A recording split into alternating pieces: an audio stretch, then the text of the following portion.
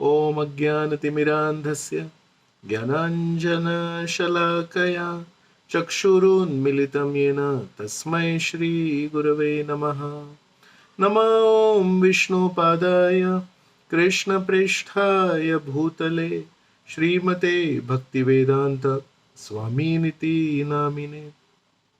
नमस्ते सारस्वते देवे गौरवाणी प्रचारिणे निर्विशेष शून्यवादी पाश्चात्य देशतारिणे।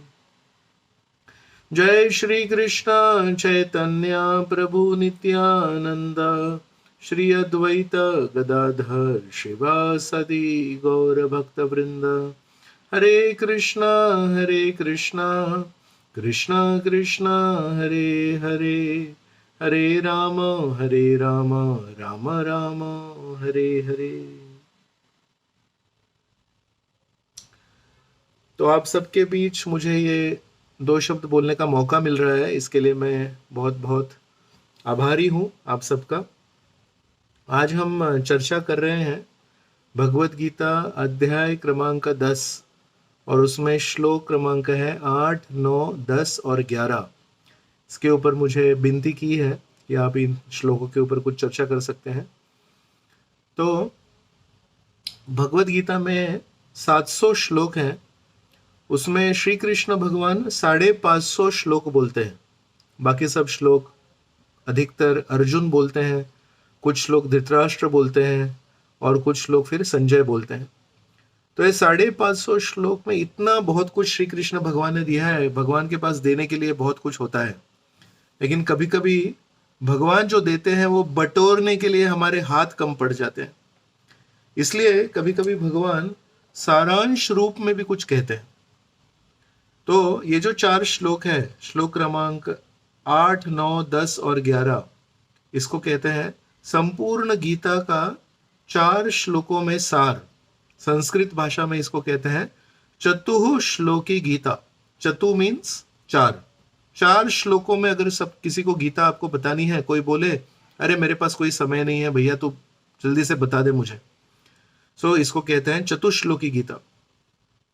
वैसे ही भागवतम है, श्रीमद् भागवत है, 18,000 श्लोकों का भागवत है, और ये 18,000 श्लोकों का भागवत है, इसका भी चतुश्लोकी भागवतम आता है। तो दूसरे स्कंद में अध्याय क्रमांक 9 श्लोक संख्या 33, 34, 35, 36 अहम एवासम एवाग्रे न अन्यद अस्ति। तो ये अहम एवासम एवाग्रे वाला जो श्लोक है, उससे आगे चल के 4 श्लोक जो है ये चतुश्लोकी भागवतम है, और चतुश्लोकी गीता आज हम चर्चा कर रहे हैं। तो सारांश रूप में हम देखते हैं, सबसे पहले श्लोक में श्री कृष्ण भगवान कहते हैं अहम सर्वस्य प्रभवो मत्तः सर्वं प्रवर्तते इति मत्वा भजन्ते माम बुधा भाव समन्विताः। श्री कृष्ण भगवान अपने बारे में बोल रहे हैं, बोले सारे भौतिक जगतों का और सारे आध्यात्मिक जगतों का मैं स्रोत हूं, अपने बारे में बता रहे हैं। फिर अगले श्लोक में अपने भक्तों के बारे में बताते हैं मत चित्ता मत गत प्राण बोधयन्तः परस्परम कथयन्तश्च माम नित्यम तुष्यन्ति च रमन्ति च। बहुत बहुत धन्यवाद, आप प्रेजेंट कर रहे हैं स्क्रीन पे। तो इसमें पहले श्लोक में जाएंगे, 8वें श्लोक में यहां पे लिखा है, देखिए भगवान अपने बारे में बता रहे हैं मैं समस्त आध्यात्मिक तथा भौतिक जगतों का कारण हूं, प्रत्येक वस्तु मुझ ही से अद्भुत है, उद्धत है। जो बुद्धिमान यह भली भांति जानते हैं वे मेरी प्रेमा भक्ति में लगते हैं तथा हृदय से पूरी तरह से मेरी पूजा में तत्पर होते हैं। अभी अगला श्लोक, इसमें भगवान अपने भक्तों के बारे में बता रहे हैं मत चित्ता मत गत प्राण। अगले श्लोक में जाएंगे, मेरे शुद्ध भक्तों के विचार मुझ में वास करते हैं, उनके जीवन मेरी सेवा में अर्पित रहते हैं और वे एक दूसरे को ज्ञान प्रदान करते तथा मेरे विषय में बातें करते हुए परम संतोष तथा आनंद का अनुभव करते हैं। पहले श्लोक में भगवान ने अपने बारे में बताया, दूसरे श्लोक में अपने भक्तों के बारे में बताया। अभी भक्तों के बारे में जो बताया कि अपने आप में हमेशा मेरे बारे में चर्चा करते हैं, ये करने से कोई फायदा होता है क्या भक्तों को, उसके बारे में भगवान बताते हैं अगले श्लोक में। जो प्रेम पूर्वक मेरी सेवा करने में निरंतर लगे रहते हैं, उन्हें मैं ज्ञान प्रदान करता हूं, जिसके द्वारा वे मुझ तक आ सकते हैं। तो अगर हम भगवान के बारे में चर्चा करेंगे तो भगवान कहते हैं, मैं उनको ज्ञान प्रदान करता हूं, ददामी बुद्धि योगम तम। लेकिन ये अगर हमको भगवान से ज्ञान चाहिए अंदर से, तो भगवान की दो कंडीशंस है। एक बोलते हैं तेषाम सतत युक्ता नाम, मतलब सदैव मेरे में लीन रहते हैं, सदैव मेरे बारे में सोचते रहते हैं। और दूसरा है भजताम प्रीति पूर्वकम, प्रीति होनी चाहिए, प्रेम होना चाहिए। तो ये अगर प्रेम है और हमेशा हम भगवान के बारे में कुछ ना कुछ विचार करते हैं, तो भगवान कहते हैं कि मैं आपको ज्ञान दूंगा अंदर से, कोई रुकावट नहीं आएगी, कोई अड़चन नहीं आएगी। और अभी अगला श्लोक, श्लोक संख्या 11। कोई बोले अरे मैं तो बुद्धू हूं, मेरे पास कोई दिमाग नहीं है, बचपन से लोग हमेशा मुझे गधा कहते थे, ऐसे व्यक्ति को कुछ है क्या स्थान भगवान के बारे में जानने का? तो भगवान कहते हैं, मैं उन पर विशेष कृपा करने के हेतु इनके हृदयों में वास करते हुए ज्ञान के प्रकाशमान दीपक के द्वारा अज्ञान जन्य अंधकार को दूर करता हूं। तो अनादि कर्म फले, हमको जो भी पीड़ा हो रही है, जो भी तकलीफ हो रही है, हम जो भी कर्म भोग रहे हैं, वो क्यों है? एक परम पूज्य भक्ति रसामृत महाराज है, तो ये पूछते हैं हमारे जीवन में भी जो भी दुख आते हैं वो क्यों आते हैं? तो लोग सोच में पड़ गए। तो महाराज ने कहा, हमारे जीवन में दुख आते हैं क्योंकि हमारा जो जीवन है वो पापमय है। कोई ना कोई छोटा मोटा हम जरूर पाप करते हैं और पापों के वजह से दुख आते हैं। तो फिर अगला सवाल आता है कि हम पाप क्यों करते हैं? तो उसका जवाब है क्योंकि हमको ये नहीं पता कि वो पाप है। अगर किसी व्यक्ति को आप बोले कि आप ये जो ले रहे हैं, ये जहर ले रहे हैं, तो वो नहीं लेगा। हमको ये किसी ने बताया नहीं कि ये चीज जो आप कर रहे हैं ये पाप है, ये गलत है, आप इसको मत कीजिए, इसको सजा होगी। जैसे बचपन में स्कूल में बताते हैं, बेटा दूसरों के बैग में से नोटबुक या पेंसिल नहीं चुरानी है क्योंकि वो गलत है, और अगर पकड़े जाओगे तो टीचर आपको सजा देगी। तो दुख होते हैं क्योंकि हम पाप करते हैं। पाप क्यों करते हैं? क्योंकि हमको किसी ने बताया नहीं, मतलब अज्ञान है। तो अगर हमको सुखी जीवन चाहिए तो हम सोचते हैं सुखी जीवन के लिए हमको प्रयास करने हैं।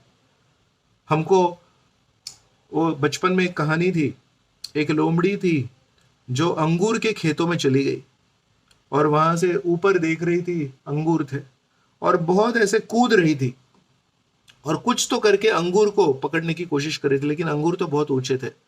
फिर ये अंत में हार गई और बोली, अरे ये अंगूर है ना, ये खट्टे हैं, और चली गई। नहीं, अंगूर मीठे थे, मेरे हाथ में नहीं आ रहे इसलिए। तो वैसे कभी कभी हम बहुत प्रयास करते हैं कि कहीं से, इधर से उधर से कहीं से तो हमको सुख मिल जाए, लेकिन वो रास्ता है नहीं। रास्ता है कि हम ज्ञान प्राप्त करें, हम खुद को प्रशिक्षित करें, एक प्रशिक्षण लें हम कि क्या सही है, क्या गलत है, क्या भगवान को अच्छा लगता है, क्या भगवान को अच्छा नहीं लगता है। और उस दृष्टि से हम अगर अपना जीवन जिए तो फिर हमारे से पाप होगा नहीं, हमसे सही चीजें होंगी, और सही चीजें करने से हमको जरूर इसका फल मिलेगा। तो ये सारांश रूप में 4 श्लोक हमारे सामने भगवान ने प्रस्तुत किए। अब हम इसके ऊपर कुछ चर्चा करेंगे। तो श्रीमद् भागवत में 8वें स्कंद में एक गजेंद्र नाम के हाथियों के राजा की कहानी आती है। और सारांश रूप में क्या हो गया, ये बहुत बड़ा राजा था। ये जब चलता था तो उसके सामने शेर, चीता, बाघ कोई खड़ा नहीं रहता था। तो भागवतम में वर्णन है, जब ये गजेंद्र नाम का हाथी ऐसे चलता था तो पूरी धरती कंपन होती थी। और ये ऐसे अनचैलेंज्ड, इसको कोई कुछ बोल नहीं सकता है, कोई कुछ कर नहीं सकता है। ऐसे परिस्थिति में ये गया एक तालाब में पानी पीने के लिए, और उस तालाब में पानी पीते पीते वहां से एक मगरमच्छ आ गई और उस मगरमच्छ ने इस हाथी को पकड़ लिया। और क्योंकि हाथी को तो आज तक पराजय सहन करने की आदत नहीं थी, तो हाथी ने बहुत ऐसे छोड़ने की कोशिश की मगरमच्छ को। लेकिन बोलते हैं मगरमच्छ का जो जबड़ा होता है, जॉ, ये एक आध भैंस को अगर उसने पकड़ लिया तो भैंस की रीढ़ की हड्डी को भी तोड़ देगा वो। मगरमच्छ का जबड़ा जब तक ओपन है तभी तक कोई प्रॉब्लम नहीं है, एक बार ऐसे बंद हो गया फिर उसको आप खोल ही नहीं सकते, जो करना है कर लो, फिर मगरमच्छ को मारना ही पड़ता है तभी वो जबड़ा खुलता है, शायद उससे भी नहीं खुलता है। तो इस मगरमच्छ ने अपना ये जबड़ा जो है ये ऐसे बंद कर दिया, और जैसे ही बंद कर दिया हाथी ने बहुत छुड़ाने की कोशिश की लेकिन कुछ हुआ नहीं। तो कहते हैं ये जो मगरमच्छ है ये पानी के अंदर थी, ये पानी की क्रीचर ऑफ वाटर, पानी में तैरता है ना मगरमच्छ, और हाथी है ये बहुत शक्तिशाली है लेकिन ये जमीन का प्राणी है। तो हाथी एक विपरीत परिस्थिति में है, हाथी पानी में चला गया और जैसे ही शक्तिशाली हाथी पानी में चला गया उसकी शक्ति कम हो गई, और मगरमच्छ पानी का प्राणी है तो पानी में उसकी शक्ति बढ़ रही थी। अभी आप भी जानते हैं मगरमच्छ अगर जमीन पे आ गया तो उसकी शक्ति कम हो जाती है, कोई भी उसको मार सकता है, हाथी तो उसको पैरों के नीचे कुचल दे जमीन पे। लेकिन वही मगरमच्छ जब पानी में जाता है तो अपने क्षेत्र में जा रहा है वो, और अपने क्षेत्र में जाके उसकी शक्ति बढ़ रही है, उसका खाना पीना चल रहा है क्योंकि पानी में छोटी छोटी मछलियां रहती हैं, तो हाथी के पैर को जकड़ के रखते हुए उसका खाना पीना चल रहा है। और ऐसे करते करते कई कई वर्ष बीत गए और हाथी ने पहले खुद छुड़ाने की कोशिश की, फिर अपने पत्नी को बुलाया, पत्नी बोली मैं तो नहीं आऊंगी, बच्चों को बुलाया, बच्चे बोले हम भी नहीं आएंगे, और ऐसे करते करते हाथी को समझ में आया अब मुझे कोई नहीं छुड़ा सकता है। तो पूर्व जन्म में उसका मनुष्य शरीर था, तो तब उसने भगवान को कुछ प्रार्थनाएं अर्पण की थी, तो उसको वो प्रार्थनाएं याद आ गई। तो उसमें एक प्रार्थना बहुत अच्छी है, बोलते हैं नमो नमस्ते अखिल कारणाय निष्कारणाय अद्भुत कारणाय।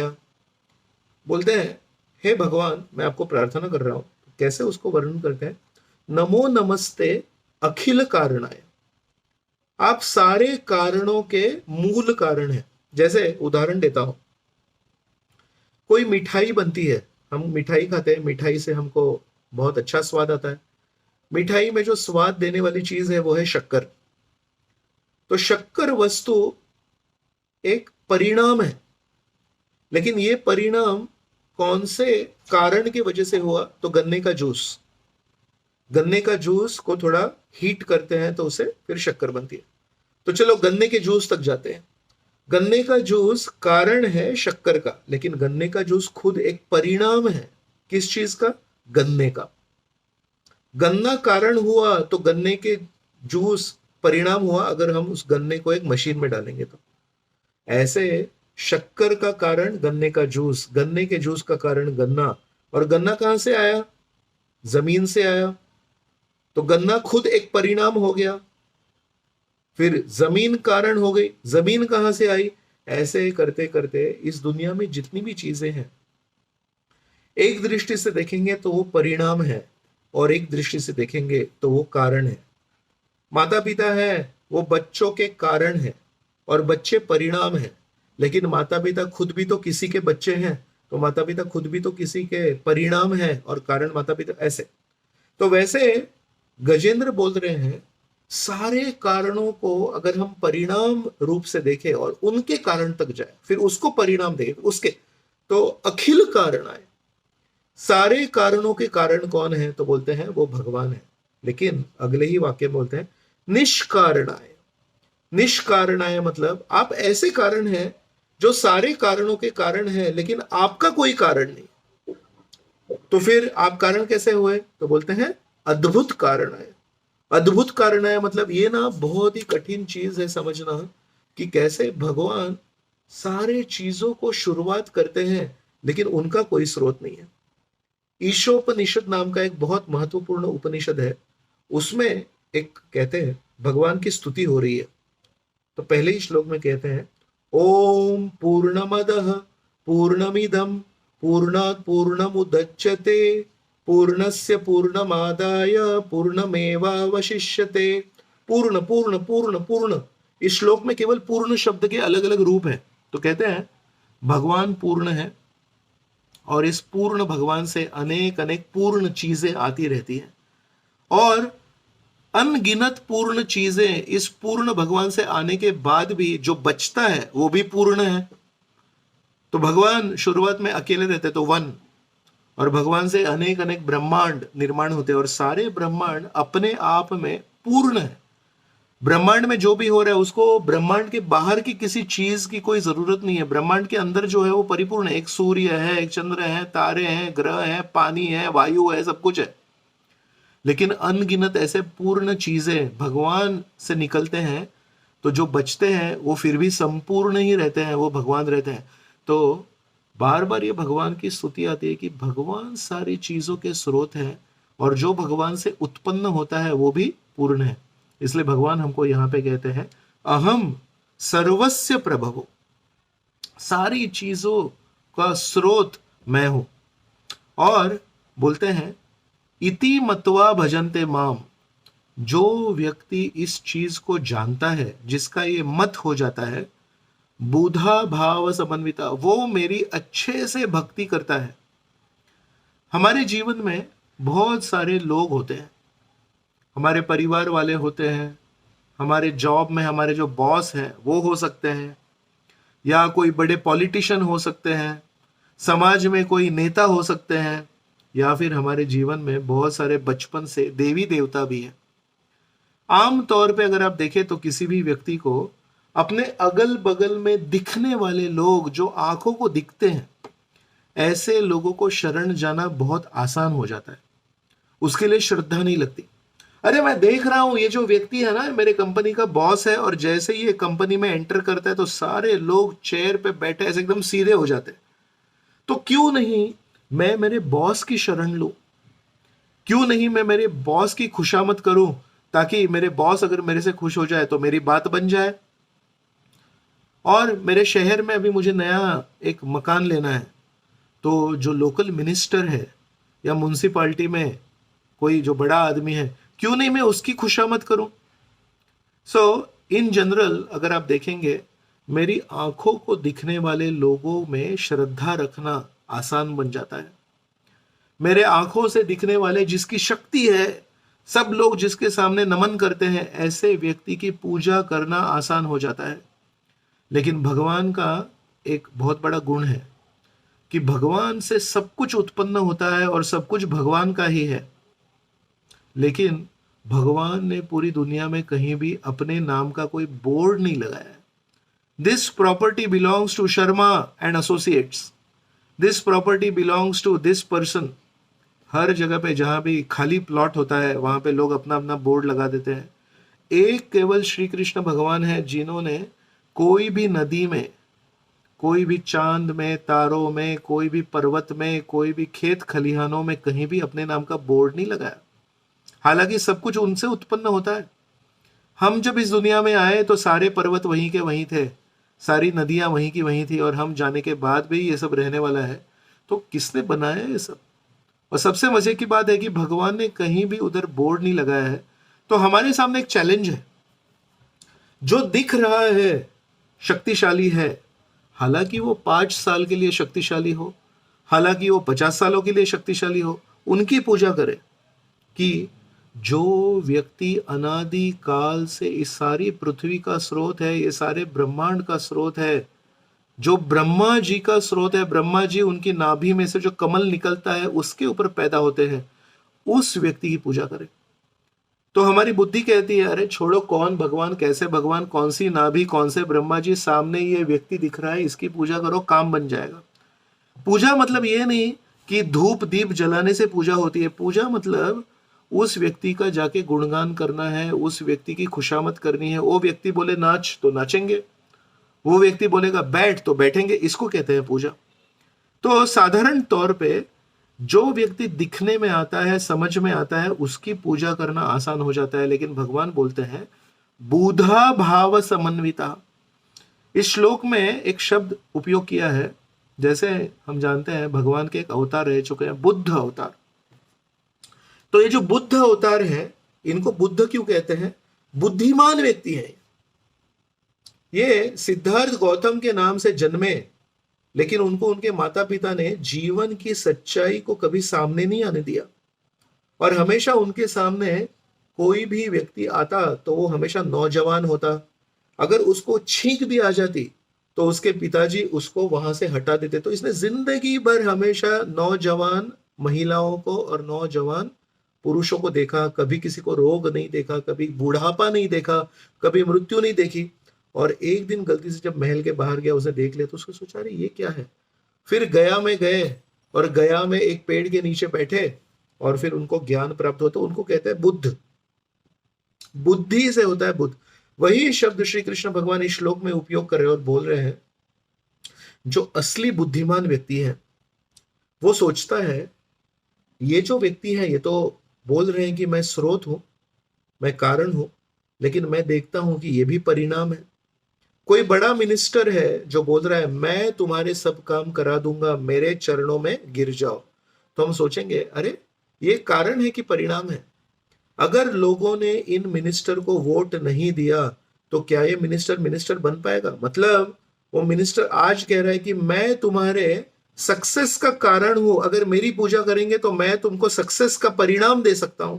लेकिन हम समझेंगे अगर बुद्धिमान है तो ये 5 सालों के कारण है, और 5 सालों के कारण जो खुद हैं, जो टेम्पररी है, जो अशाश्वत है, वो मेरे लिए शाश्वत यश कैसे देंगे? How can somebody who is temporary give me permanent success? If somebody is temporary, then he can give me temporary success. तो उनको परिणाम किसने दिया? लोगों ने वोट किया, और लोगों ने जब वोट किया तो 5 सालों के लिए, उसमें भी 5 साल गारंटी नहीं है। अगर कुछ ऊपर नीचे हुआ तो जिन लोगों ने वोट दिया है और इनको मिनिस्टर बनाया है, वही लोग इस मिनिस्टर को नीचे भी उतार सकते हैं। तो इन लोगों की खुशामद करनी है कि भगवान की खुशामद करनी है जो चीरकाल से भगवान है? लेकिन ये कौन समझ पाएगा? बुधा भाव समन्विता, जो बुद्धिमान व्यक्ति है, जो सोच विचार करने वाला व्यक्ति है, केवल वही ये डिसीजन ले पाएगा। और इसलिए भक्ति करना इज नॉट सेंटिमेंटल। भक्ति करना ये कोई भावुकता नहीं है। भक्ति करने के पीछे बहुत बुद्धिमान व्यक्ति लगता है। तो कहते हैं वेदों में जो भी ज्ञान दिया है उसके केवल 3 विभाग हो सकते हैं। तो श्री चैतन्य महाप्रभु प्रकाशानंद सरस्वती को कहते हैं भगवान संबंध भक्ति अभिधेय होए, प्रेम प्रयोजन वेदे 3 वस्तु कय। वेदों में इतने उपनिषद है, इतने पुराण है, संहिता है, ये है वो है, लेकिन श्री चैतन्य महाप्रभु ने केवल 3 विभाग किए। संबंध, अभिधेय और प्रयोजन। कहते हैं संबंध मतलब मेरा भगवान से क्या नाता है ये मालूम होना चाहिए। तो कुछ ग्रंथ जो है वेदों में वो ये हमको ज्ञान देते हैं। कुछ ग्रंथ हैं वो बोलते हैं चलो संबंध हो गया आपका, भगवान से समझ में आ गया भगवान कौन है, आप कौन है। अभी हम आपको बताते हैं इस संबंध में रहते हुए भगवान की सेवा के लिए हम क्या क्या कर सकते हैं। इसको कहते हैं अभिधेय। अभिधेय मतलब रिश्ता जुड़ने के बाद में हम अभी क्या करेंगे। एक समझो बच्चा है, कुंभ मेले में घूम गया और किसी ने उसको अपने माता पिता से मिलाया, तो अभी बोलेगा माता पिता आपसे मिल गया मैं। लेकिन अगर उनसे कुछ रिश्ता नहीं जोड़ेगा तो कितने दिन अच्छा लगेगा उसको। वो सोचेगा अरे मैं तो बाहर ही अच्छा था, अभी माता पिता से मिला। लेकिन मम्मी को कुछ एक गिलास पानी का ला के देगा, पिताजी बोलेंगे जाओ मेरे लिए ये करो वो करो। तो एक दूसरे से की सेवा करने से रिश्ता और गहरा होता है। तो संबंध ज्ञान से रिश्ता जुड़ता है, लेकिन अभिधेय ज्ञान से रिश्ता और गहरा होता है। और तीसरी चीज श्री चैतन्य महाप्रभु बोल रहे हैं प्रयोजन। प्रयोजन मतलब संबंध जुड़ गया और संबंध जुड़ने के बाद में हमने अभिधेय भी ठीक से किया, तो अभिधेय ठीक से करने के बाद में हमारे हाथ में फल स्वरूप क्या आएगा उसको कहते हैं प्रयोजन। जैसे हिंदी में भी कभी कहते हैं शायद कि आप आए इसका प्रयोजन क्या हुआ साहब, आप आए कौन से कारण से आप आए। तो श्री चैतन्य महाप्रभु बता रहे हैं बहुत कुछ है वेदों में, लेकिन इसके 3 ही विभाग हैं, संबंध, अभिधेय और प्रयोजन। उस दृष्टि से ये जो हम 4 श्लोक आज चर्चा कर रहे हैं, पहला श्लोक है संबंध ज्ञान।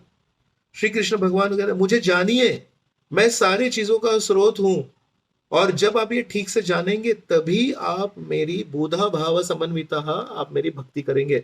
अगर आप ये नहीं जानेंगे कि मैं ही सारी चीजों का स्रोत हूं, मेरे से ही सब कुछ उत्पन्न होता है, तो शायद आप बोलेंगे अरे पता नहीं कौन है भगवान, क्या है भगवान, मैं तो मेरे सामने जो व्यक्ति दिख रहा है, जो बड़ा है, जो शक्तिशाली, उसी की सेवा करूंगा।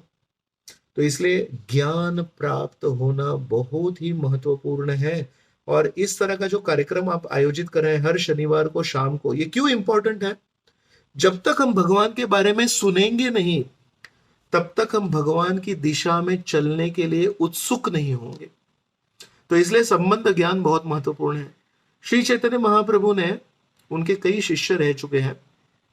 उनके एक शिष्य थे सनातन गोस्वामी, एक उनके प्रमुख शिष्य थे रूप गोस्वामी। तो सनातन गोस्वामी को उन्होंने संबंध ज्ञान दिया। अभी आप पूछिए हमको कि कितनी देर दिया? 2 महीने वाराणसी में श्री चैतन्य महाप्रभु ने सनातन गोस्वामी को संबंध ज्ञान दिया। भगवान कौन होते हैं, हमारा भगवान से क्या नाता है,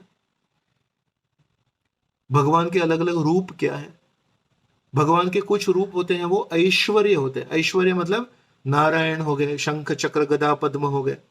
और कोई रूप होते हैं उसमें माधुर्य होता है, माधुर्य मतलब मिठास होती है। कैसे?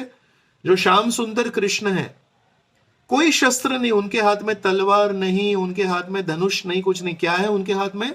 मुरली है। भगवान का नाम है मुरलीधर। जैसे शंकर जी का नाम है गंगाधर, गंगा को धरते हैं इसलिए गंगाधर, और भगवान कृष्ण मुरली को धरते हैं तो मुरलीधर। श्री कृष्ण भगवान कोई शस्त्र क्यों नहीं उठाते? अगर वृंदावन लीला आप देखें तो वृंदावन लीला में कई राक्षस आए। पूतना से शुरुआत हो गई और आखिरी राक्षस था केशी। उसके बीच में अघासुर हो गया, उसके बीच में बकासुर हो गया, उसके बीच में अरिष्टासुर हो गया। इतने सारे राक्षस आए, लेकिन श्री कृष्ण भगवान ने एक भी राक्षस को वृंदावन में रहते हुए कोई शस्त्र से नहीं मारा। सारे राक्षसों को श्री कृष्ण भगवान ने अपने हाथों से मारा, पैर से मारा, ऐसे तैसे उनकी सांस रोक ली, अघासुर की ऐसे मारा। क्यों? भगवान को मालूम है अगर मैं कोई शस्त्र यूज करूं तो ये मेरे जो दोस्त हैं वो बोलेंगे एक मिनट, तुमने शस्त्र चलाना कब सीखा? तुम तो हमारे साथ गैया चराने वाले ग्वाले हो, तुमने कब सीखा? और सारी मेरी पोल खुल जाएगी और लोग बोलेंगे ये तो भगवान लग रहे हैं, हमारे गांव का एक ग्वाला नहीं लग रहा है। तो भगवान को वो रिश्ता रखना था, इसलिए भगवान ने कोई शस्त्र नहीं चलाया और हाथों से वगैरह ऐसे मार दिया। क्यों? क्योंकि भगवान चाहते हैं अरे लोग मेरे करीब आए, लोग मुझे आलिंगन करे, लोग मेरी भक्ति करे, लोग मेरे साथ नाचे, लोग मेरे साथ भजन गाए। तो इसको कहते हैं माधुर्य। तो ये सारा जो ज्ञान है, ऐश्वर्य क्या है, माधुर्य क्या है। अभी भगवान नारायण है, शंख चक्र गदा पद्म है, 4 चीजें हैं, और नारायण जी के 4 हाथ होते हैं। ये 4 हाथों में यहां शंख रखेंगे और यहां पद्म रखेंगे तो अलग नाम है, और यहां पे शंख रखेंगे और यहां पे पद्म रखेंगे तो अलग नाम है। वैसे 4 ये जो हाथ है इसमें 4 चीजें हैं, इसको अलग अलग कॉम्बिनेशन होता है। इसके 24 अलग अलग भगवान के नाम है कि नारायण जो रूप है उसमें शंख कौन से हाथ में, चक्र कौन से हाथ में, गदा कौन से हाथ में, पद्म कौन से हाथ में। विष्णु हम बोलते हैं, हम सब एक ही समझते हैं, लेकिन विष्णु की तो इतना सारा ये डिटेल्ड ज्ञान है 2 महीने श्री चैतन्य महाप्रभु ने दिया। और उसके बाद में प्रयाग में श्री चैतन्य महाप्रभु श्री रूप गोस्वामी को मिले। रूप गोस्वामी को उन्होंने अभिधेय ज्ञान दिया, मतलब संबंध स्थापित होने के बाद में अब हम क्या करें। तो उस अभिधेय ज्ञान को श्री चैतन्य महाप्रभु ने 10 दिन दिया। देखो कंपैरिजन देखिए, 60 दिन श्री चैतन्य महाप्रभु ने संबंध ज्ञान दिया और 10 दिन उन्होंने अभिधेय ज्ञान दिया। मतलब श्री चैतन्य महाप्रभु मानते हैं, हमको बता रहे हैं संबंध ज्ञान कितना महत्वपूर्ण है। जब तक संबंध ज्ञान हमारा ठीक से नहीं हो तभी तक हमारे हाथ में माला हो और माला हम करें, लेकिन माला क्यों करें भैया? संडे को माला करेंगे लेकिन मंडे को नहीं करेंगे, एकादशी को माला करेंगे लेकिन द्वादशी को नहीं करेंगे। ये ऊपर नीचे जो हमारा होता है, ये ऊपर नीचे क्यों होता है मालूम है? क्योंकि हम संबंध ज्ञान में ठीक तरह से जान नहीं पाए हैं। जिसका संबंध ज्ञान उसको पता है, वो बराबर अपना अभिधेय करेगा। हम कभी कभी मंदिर में एक गीता कोर्स आयोजित करते हैं, 6 दिन का गीता कोर्स होता है। तो उसमें पहले दिन है सच्चे सुख की खोज, दूसरा उसका सेशन है भगवान सच में है क्या, तीसरे दिन का विषय है एक भगवान है कि अनेक भगवान है, चौथे दिन का विषय है मैं शरीर हूं कि मैं आत्मा हूं, पांचवें दिन का विषय है अच्छे लोगों के साथ बुरा क्यों होता है और बुरे लोगों के साथ अच्छा क्यों होता है, और छठवें दिन का विषय है हर दिन में रोजमर्रा की जिंदगी में हम गीता को कैसे अपनाएं। तो शुरुआत कहां से हुई? सच्चे सुख की खोज, भगवान सच में है क्या, ये संबंध ज्ञान है। और एक बार संबंध ज्ञान हो गया तो फिर अभिधेय ज्ञान हम स्वीकार कर लेंगे। जैसे बोलते हैं ना, जब भूख लगती है तो बासी रोटी भी मीठी लगती है, और जब भूख नहीं होती है तो अच्छी कुलचा दे दे हमको, पनीर का कुलचा दे दे, लेकिन वो भी हमको लगता है अरे इसमें ना नमक थोड़ा ज्यादा हो गया, ये हो गया, वो हो गया। तो इसलिए संबंध ज्ञान बहुत महत्वपूर्ण है। श्री चैतन्य महाप्रभु ने उसको बहुत इंपॉर्टेंस दिया, और हम देख रहे हैं श्री कृष्ण भगवान भी हमको चतुश्लोकी गीता दे रहे हैं ना, 4 श्लोकों में संपूर्ण गीता दे रहे हैं। पहले श्लोक में संबंध ज्ञान दे रहे हैं, दूसरे श्लोक में हमको कहते हैं मत चित्ता मत गत प्राण बोधयंत परस्परम, मेरे भक्त एक दूसरे को भक्ति के बारे में बताते हैं। श्री कृष्ण भगवान के गुण क्या है, श्री कृष्ण भगवान का रूप क्या है, श्री कृष्ण भगवान की लीलाएं क्या है, और श्री कृष्ण भगवान का नाम क्या है। माधुर्य लीला गुण रूप नाम, ये 4 चीजों के बारे में बताते हैं। क्यों बताते हैं? क्योंकि जब संबंध अच्छा हो जाता है तो एकदम नेचुरली हृदय में इच्छा होती है, अरे मुझे मेरे पिताजी मिल गए, मुझे मेरी माता मिल गई, चलो अभी इनकी कुछ प्रसन्न करना चाहिए, इनको कुछ सेवा करनी चाहिए। तो क्या करेंगे? एक दूसरे को मेरे बारे में बताते हैं। अरे तुमने वो पढ़ा क्या, श्री कृष्ण भगवान ने व्रजवासियों को कैसे प्रेम किया? और दूसरा भक्त बोलता है अरे मैंने वो 2 साल पहले पढ़ा था, बताओ ना तुमने क्या पढ़ा। और वो बोलता है मैंने ना द्वारका में पढ़ा कैसे श्री कृष्ण भगवान रुक्मिणी देवी को हरण करके लेके आए, मैं तुमको वो कहानी बताता हूं। तो ये दोनों भक्त एक दूसरे को श्री कृष्ण भगवान के बारे में बताते हैं और एक दूसरे का पालन पोषण करते हैं। और ऐसा करने से क्या होगा? तो श्री कृष्ण भगवान तीसरे श्लोक में बताते हैं, फिर से आधा अभिधेय है और आधा प्रयोजन है। तेषाम सतत युक्तानाम भजताम प्रीति पूर्वकम। तो पहला जो लाइन है, तेषाम सतत युक्तानाम, जो हमेशा मेरे बारे में सोचते हैं, भजताम प्रीति पूर्वकम, और मेरी सेवा करते हैं प्रीति से, प्रेम से करते हैं, तो ये अभिधेय हो गया। तो बोलते हैं ददामी बुद्धि योगम तम ये न माम उपयांति थे, मैं उनको बुद्धि प्रदान करूंगा, ये प्रयोजन हो गया। और लास्ट जो श्लोक है 11वां, उसमें तेषाम एव अनुकंपार्थम अहम अज्ञान जम तमः, मैं सबके हृदय में बैठा हूं, हृदय में मैं ज्ञान का दीप जलाऊंगा। कोई बोले प्रभु जी एक व्यक्ति है जो 20 सालों से एक गुफा में बैठा है, और गुफा के अंदर जाके बैठा है, एकदम उस गुफा में सूर्य प्रकाश आता ही नहीं है, तो घना अंधेरा है उस गुफा में। उसमें अगर हमको उजाला लाना है तो क्या कर सकते हैं? एक माचिस की तीली जला सकते हैं। अंदर जाएंगे, माचिस को लेके ऐसा करेंगे, वो माचिस की तीली जलेगी। क्या अंधेरा वाद विवाद कर सकता है प्रकाश से? अरे मैं 20 साल से यहां पे रह रहा हूं, इस अंधेरा, ये गुफा ना मेरा घर है, और तुम इतनी छोटी सी तीली, मैं घना अंधेरा, पूरी गुफा को मैंने लपेट लिया है, और तुम इतनी सी माचिस की तीली, ऐसे कैसे मुझे नष्ट करोगी? नहीं, अंधेरा बहुत घना हो और अंधेरा बहुत विशाल हो और अंधेरा बहुत पुराना हो, कोई फर्क नहीं पड़ता है। एक माचिस की तीली ऐसे जलाए, एक क्षण में करोड़ों करोड़ों सालों का घना चारों तरफ फैला हुआ अंधेरा नष्ट हो जाता है। तो प्रकाश और अंधेरा ये क्या है? प्रकाश और अंधेरा 2 चीजें नहीं है, एक ही चीज है प्रकाश। और जहां प्रकाश नहीं होता है उसको हम कहते हैं अंधेरा। गर्मी और ठंडी ये दो चीज नहीं है। गर्मी एक ही चीज है।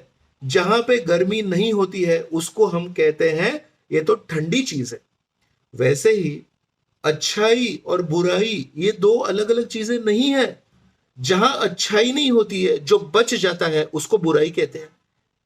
तो इसलिए भगवान कहते हैं कि आपके हृदय में भले ही सालों सालों जन्मों जन्मों का अज्ञान हो, और उस अज्ञान के वजह से आप पाप करते हो, और उस पाप की वजह से आपके जीवन में सुख और दुख की श्रृंखला चलती हो, लेकिन मैं मेरे भक्तों के ऊपर जो हमेशा मेरा चिंतन करते हैं, जो हमेशा मेरे बारे में सोचते हैं, उनके हृदय की गुफा में, अंधेरी गुफा में बैठा हूं मैं।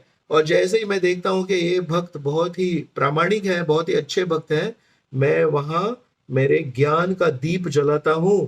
माचिस की तीली तो चलो जला दी हमने, और माचिस की तीली जलाने कितनी देर टिकती है माचिस की तीली? 2 क्षण के बाद में माचिस की तीली भी बुझ जाती है। उसके बाद में फिर से वही पुराना घना अंधेरा। लेकिन श्री कृष्ण भगवान बता रहे हैं, मैं तो वहां पे ज्ञान का दीप जलाता हूं। और दीप एक बार जला दिया श्री कृष्ण भगवान ने, जैसे हमने सोचा, हमने सुना ओम पूर्णमदः पूर्णमिदम, भगवान इतने संपूर्ण है, उनसे जो भी निकलता है वो भी पूर्ण है। भगवान जो दीप जलाएंगे वो 2 क्षणों का दीप नहीं जलाएंगे, वो चीरकाल का दीप जलाएंगे। फिर उस क्षण के बाद में कोई अंधेरा नहीं। तो ये भी प्रयोजन हो गया। तो वैसे 8वां श्लोक है, ये संबंध ज्ञान हो गया। 9वां श्लोक अभिधेय हो गया। 10वां श्लोक आधा अभिधेय और आधा प्रयोजन हो गया। और 11वां श्लोक पूरी तरह से प्रयोजन हो गया।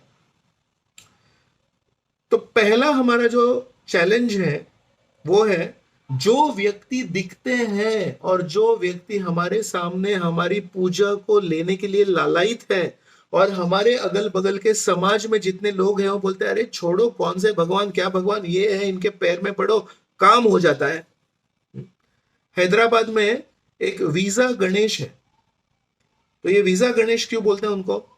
उनके अगर अमेरिका जाना के लिए वीजा चाहिए तो वीजा गणेश के पास जाइए, एक नारियल फोड़िए, आपका वीजा का काम हो जाता है। बहुत सारे लोग वीजा गणेश को जाके वीजा प्राप्त करते हैं और अमेरिका चले जाते हैं।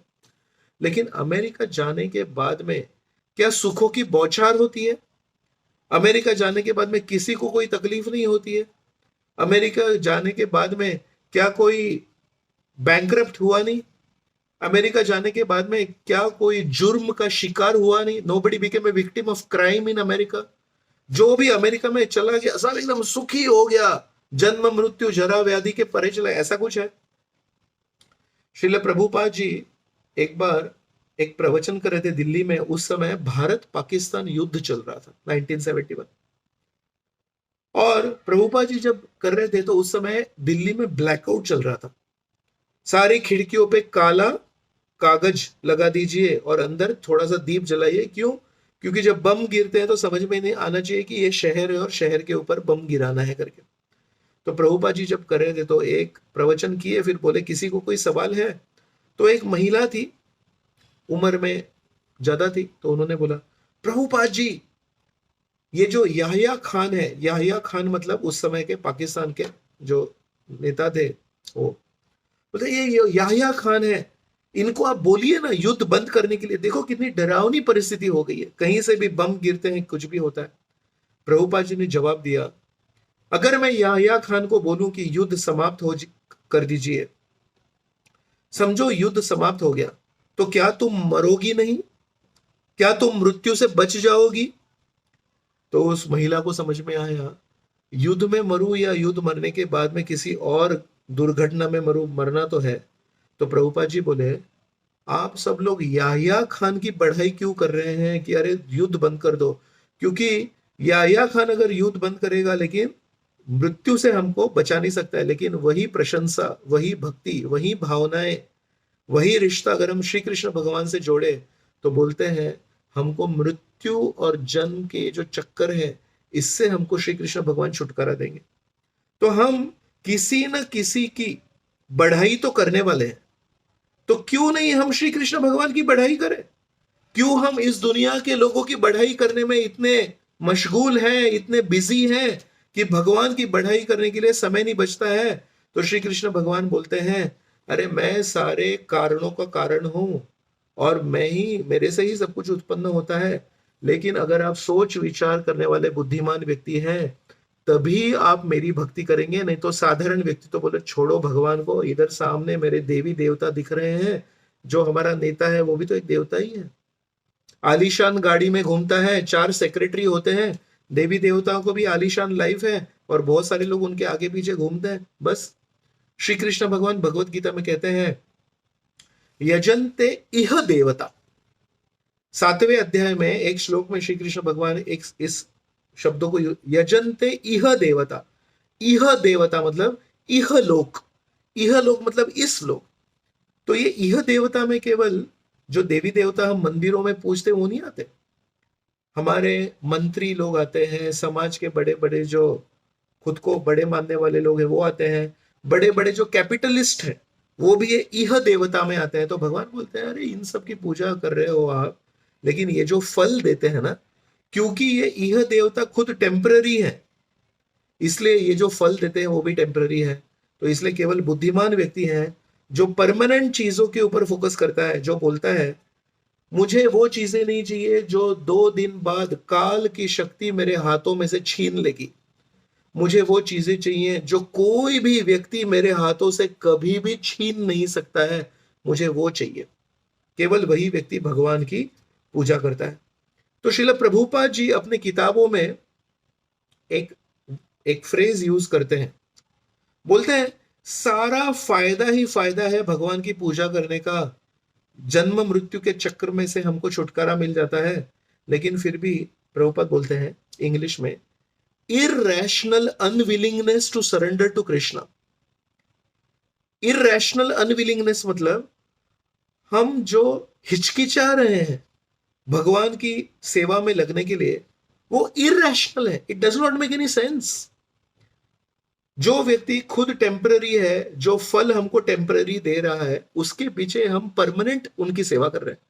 और जो व्यक्ति हमको परमानेंट फल देने के लिए रेडी है, जो खुद परमानेंट है, जिनकी शिक्षाएं पिछले 5000 सालों में परमानेंट है, लेकिन हम उनकी सेवा टेम्पररी करने में है, तो प्रभुपाद बोलते हैं it is very difficult to understand irrational unwillingness to surrender to Krishna.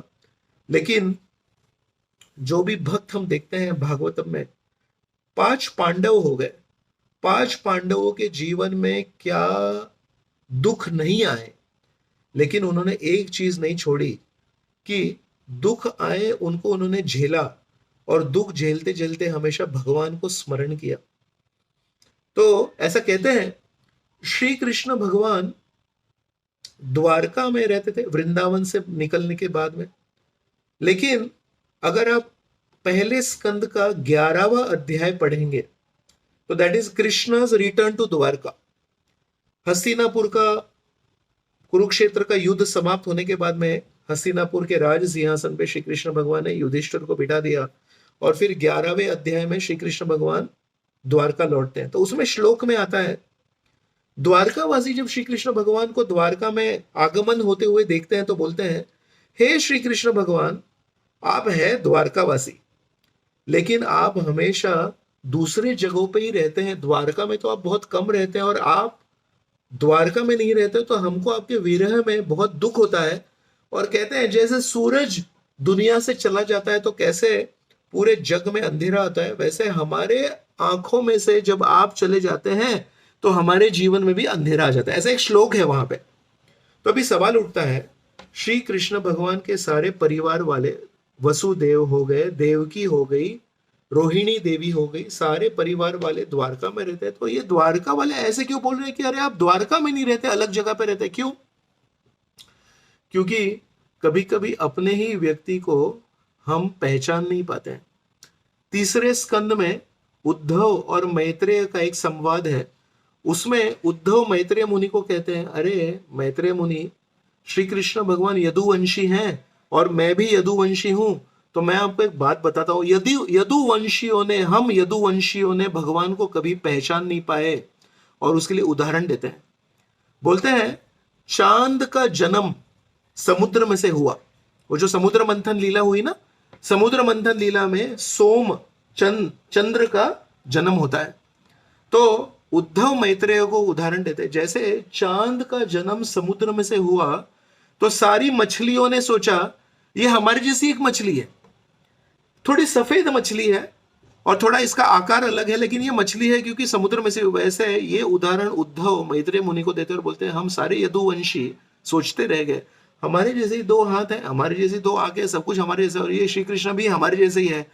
आज हमको समझ में आ रहा है कि ये श्री कृष्ण भगवान कौन है। तो द्वारकावासी श्री कृष्ण भगवान को पहचान नहीं पाए, अपने में से एक कोई समझ पाए, इसलिए श्री कृष्ण भगवान उनके इनविटेशन या उनके स्मरण को ज्यादा ध्यान रखते थे, जो उनको हमेशा बुलाते थे। कौन थे वो? पांडव। तो 5 पांडव उनके परिवार वाले नहीं है, लेकिन 5 पांडवों को भगवान से स्नेह है, और जब भी तकलीफ हुई उन्होंने उस तकलीफ को कुछ कहा नहीं, लेकिन बोले हम भगवान को याद करेंगे और हर क्षण। तो कुंती देवी पहले स्कंद में 8वें अध्याय में श्री कृष्ण भगवान को स्मरण करते हुए कहती है, विशान महाग्ने पुरुषार्थ दर्शनात् असत सभायाम वनवास कृष्णतात। ये एक एक चीज बता रही है। विशान बचपन में भीम को विष पिलाया था और उसको एक नदी में ढकेल दिया, लेकिन क्या फर्क पड़ा? कुछ हुआ नहीं, उसको मरा नहीं, वो तो और तेजस्वी होके बाहर है। विशान महाग्ने वारणावट में पूरे महल में उनको जला दिया। पुरुषार्थ दर्शनात्, वहां पे बकासुर नाम का एक राक्षस आ गया जंगल में। जब ये लोग वारणावट में से निकले, लाक्षागृह में से निकले, जंगल में थे, तो वहां पे बकासुर आ गया। तो भीम ने फिर उसके खाना सब खा लिया और फिर बकासुर को। पुरुषार्थ दर्शनात् असत सभायाम, असत सभा में मेरी बहू को लोगों ने पूरी तरह से अपमानित करने की कोशिश की, लेकिन उस समय भी आप उनको बचाए। वनवास कृच्छ्रतात, कृच्छ्रतात मतलब बहुत बहुत कठिनाई होती है वनवास में। हम कभी कोई यात्रा में जाते हैं, वृंदावन जैसे सिंपल सी जगह में जाते हैं जहां पे वो लॉज सिंपल होता है, जहां पे हमारे घर में जैसे सोफा है, एसी है और हमारी खुद की कार है। वो वृंदावन में बस में घूमना पड़ता है और एसी नहीं है, सिंपल सी रूम है, तो वहां पे हमको तकलीफ हो जाती है। ये जो पांडव थे ना, ये राजघराने के लोग थे, ये राजकुमार थे और इनको वन में चलना पड़ा। लेकिन बोलते हैं मृधे मृधे, जब जब मेरे जीवन में तकलीफ आई, हे वासुदेव श्री कृष्ण आप हमको बचाने के लिए आए, इसलिए मैं उन सारी तकलीफों को याद करते हुए कह रही हूं, जब जब मेरे जीवन में तकलीफ आई आप आए, तो मैं आपको प्रार्थना करती हूं मेरे जीवन में जितनी तकलीफें आए वो वापस आने दीजिए। क्यों? क्योंकि मुझे एक मालूम है, जब जब मुझे तकलीफें आई आप हमारे साथ में आए, और ये कंप्लेंट द्वारकावासियों की है। द्वारकावासी बोलते हैं हमारे साथ तो रहते नहीं आप हमेशा उन पांडवों के साथ रहते हैं। क्यों रहते हैं? श्री कृष्ण भगवान पांडवों के साथ क्यों रहते हैं? क्योंकि श्री कृष्ण भगवान को हमेशा पांडव याद करते हैं। एक आपको मैं कहानी सुनाता हूं। दक्षिण भारत में एक रामानुजाचार्य नाम के बहुत बड़े गुरु हैं, और उन रामानुजाचार्य के एक बहुत बड़े शिष्य हो गए। इनका नाम था पराशर भट्ट। पराशर भट्ट कुछ अपने शिष्यों के साथ जंगल में से जा रहे थे, प्रवास कर रहे थे। उतने में उनको एक शिकारी आते हुए दिखा, और शिकारी के हाथ में एक धनुष बाण था, और पराशर भट्ट को आके बोलता है मुझे आपसे एक सवाल पूछना है। क्या सवाल पूछना है? पूछिए। तो बोले मैं शिकारी हूं, प्राणियों को मारता हूं, तो आज मैंने देखा एक खरगोश को देखा, और उस खरगोश के ऊपर मैंने मेरा तीर ऐसे पकड़ के रखा और उसको मारने ही वाला था। मैंने मेरे जिंदगी में हजारों खरगोशों को मारा है, हजारों प्राणियों को मारा है, मेरे लिए कोई बड़ी चीज नहीं है। और जैसे ही मैंने तीर को ताना, उस खरगोश ने शायद मुझे देखा, और खरगोश ऐसे दौड़ते दौड़ते जैसे छोटी छोटी छलांग लगाते हुए मेरे पैरों के पास में आया और मेरे पैरों को चूमने लगा। पता नहीं उसको किसने सिखाया क्या, लेकिन वो खरगोश मेरे पैरों को चूमने लगा, और पता नहीं क्या हुआ, उस खरगोश ने मुझे ऐसे परिक्रमा लगाई, ऐसे गोल गोल मेरे पैरों के अगल बगल में घूम रहा था। और जैसे ही मैंने ये देखा ना, मैंने जो तीर ताना था उसको मैंने नीचे रख दिया। तो पराशर भट्ट, आप साधु हैं, आप सन्यासी हैं, आपको मुझे ये पूछना है, मेरे जैसे कठोर दिल शिकारी ने हजारों प्राणियों की हत्या की है, आज इस खरगोश ने मेरे पैर को क्या चूम लिया, मैं उसको मार नहीं पाया, इसके पीछे क्या कारण है? ये सवाल इसने पराशर भट्ट को पूछा। देखा तो पराशर भट्ट जमीन पे बेहोश हो गए थे, होश खो बैठे पराशर भट्ट। कुछ देर बाद शिष्यों ने थोड़ा पानी वगैरह डाला, पराशर भट्ट जग गए और पराशर भट्ट को बोल रहे हैं, गुरु महाराज, इस शिकारी ने आपको ये सवाल पूछा तो आप बेहोश क्यों हो गए, कुछ गलत बोला क्या उसने? पराशर भट्ट ने बोला, नहीं, मैं सोच रहा था ये जो खरगोश है ये क्या बुद्धिमान जीव है? वो क्या जानबूझ के सोच समझ के कुछ कर रहा है? वो तो खरगोश है, इधर उधर टहलता रहता है, उसको पता नहीं क्या हो गया, आज पैरों में आके चूम लिया, उसने जानबूझ के नहीं किया वो। और दूसरा बोलता है, ये जो शिकारी है ये तो कठोर दिल है, पत्थर दिल है, उस खरगोश ने बिना सोचे समझे, बिना प्लानिंग किए उसके पैरों को चूम लिया तो इसका पत्थर दिल पिघल गया। मैं सोच रहा हूं श्री कृष्ण भगवान इतने नरम दिल के हैं, कभी भी कोई एक भक्त उनको जब शरण लेता है तो उनका दिल पिघल जाता है। इस पत्थर दिल शिकारी का दिल पिघल गया, तो अगर कोई व्यक्ति भगवान की शरण ले तो भगवान तो बार बार गीता में बोल रहे हैं, मन मना भव मद भक्तो मद याजी माम नमस्कुरु, मेरा स्मरण कीजिए, मेरा नाम लीजिए, मेरी मुझे नमस्कार कीजिए। तो भगवान के ऊपर क्या बीतती होगी? और ये खरगोश तो ऐसे ही बेवकूफ की तरह चला गया, उसने जानबूझ के नहीं किया। और मैं सोच रहा था, एक भक्त जब अपने जीवन में अपने जीवन को ऐसे शेप देता है, अपने जीवन में ऐसे निर्णय लेता है कि जानबूझ के सोच समझ के मुझे भगवान को शरण जाना है, मुझे भगवान के चरणों को चूमना है। सो टू थिंग्स, भक्त जानबूझ के वैसे निर्णय ले रहा है, और श्री कृष्ण भगवान सबसे नरम दिल के हैं। पूतना उनको मारने के लिए गई थी, लेकिन अपने शरीर के ऊपर उसने विष लगाया था। श्री कृष्ण भगवान ने उस विष को छोड़ दिया और बोली, मां की भावना में ये पूतना मेरे पास आई है, इसको यशोदा, मेरी मां का असिस्टेंट का इसको स्थान देना चाहिए। इतने नरम दिल भगवान है जो विष को भूल गए लेकिन मातृत्व को उन्होंने याद रखा।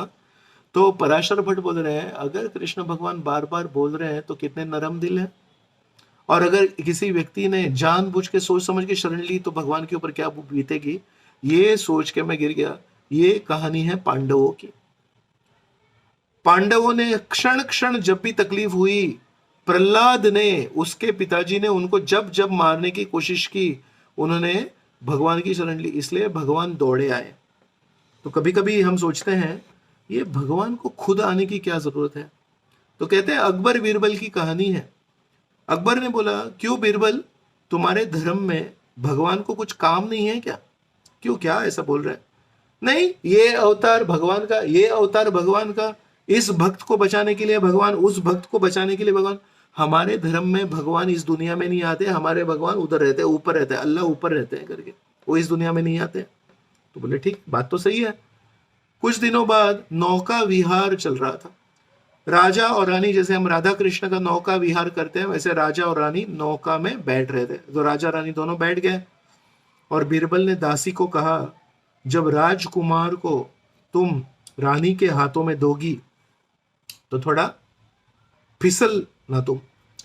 तो दासी देते देते थोड़ी फिसल गई और वो जो राजकुमार था, थोड़ा बड़ा था, वो पानी में गिरा, नौका में नहीं चढ़ पाया। वो जैसे ये हुआ, अकबर ने कपड़ों के साथ पानी में छलांग लगाई और अपने बेटे को बचाया उसने। कुछ दिन बाद बीरबल शांति से अकबर के पास गया और बोला, क्यों जी, मैं सोच रहा था कि आपका बेटा जब पानी में गिरा तो आपके अगल बगल में सैनिक नहीं थे क्या? बोले थे। आपका सेनापति नहीं था क्या? थे। तो आप क्यों छलांग लगाए? तो बोले, अरे वो मेरा बेटा है, उसको अगर कुछ हुआ तो मैं तकलीफ में आ जाऊंगा, मेरे बेटे के लिए मैं सैनिक को भेजूंगा क्या? तो इसीलिए बीरबल ने जवाब दिया, जब भगवान के बहुत करीब के भक्त तकलीफ में आते हैं तो भगवान किसी और को नहीं भेजते उसको बचाने के लिए, खुद आते हैं। इसलिए हिंदू धर्म में अलग अलग अवतारों की श्रृंखला क्यों है? क्योंकि भक्तों ने भगवान को वैसा प्रेम किया है। तो द्वारका वासियों की कंप्लेंट है, अरे श्री कृष्ण भगवान द्वारका वासी है लेकिन द्वारका में नहीं रहते। क्यों? क्योंकि क्षण क्षण पांडवों के जीवन में जब तकलीफ आई तो भगवान को याद कर रहे थे। तो इसलिए हमको ये इस चीज में से समझना चाहिए कि भगवान की शरण जाना बहुत इंपॉर्टेंट है। और भगवान हालांकि हमको आंखों से नहीं दिखते हो, लेकिन हमको ये भागवतम की जो कहानियां हैं, रामायण में कैसे विभीषण रावण का भाई है लेकिन श्री रामचंद्र ने उनको शरणागति दे दी। मतलब भगवान प्रहलाद जैसे राक्षस के बेटे को शरणागति देने के लिए तैयार है, लेकिन अपने खुद के बेटे को भौमासुर को मारने के लिए रेडी है। क्यों? भौमासुर गलत कार्य कर रहा था और प्रहलाद उनके दुश्मन का बेटा है लेकिन अच्छी चीज कर रहे। तो भगवान ये नहीं देखते कौन किसका बेटा है, भगवान देखते हैं कि इस व्यक्ति की चेतना क्या है, इस व्यक्ति का कार्य क्या है। तो अगर हम बुद्धिमान हैं तो हम भगवान की भक्ति करेंगे और इसी से हमारी भलाई होगी।